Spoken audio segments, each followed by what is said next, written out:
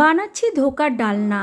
1 cup ছোলার ডাল ভালো করে ভিজিয়ে লবণ চিনি দিয়ে মসৃণ করে বেটে নিয়ে 1/4 কাপ জল মিশিয়ে ডাল বাটা পাতলা করে নিয়ে গরম তেলে হিং গোটা জিরে ফোড়ন দিয়ে আদা কাঁচা লঙ্কা বাটা দিয়ে কষিয়ে নিয়ে নারকেল কোড়া আর হলুদ গুঁড়ো দিয়ে তারপর দিয়ে দিলাম ডাল বাটা।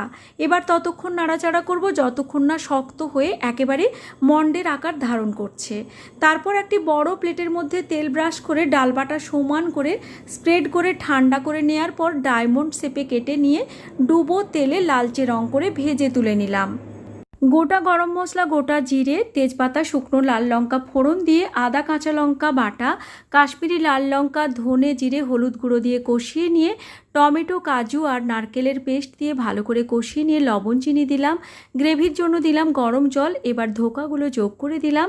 সব শেষে ঘি, চেরা কাঁচা লঙ্কা, গরম মশলা দিলাম। ধোকার ডালনা রেডি।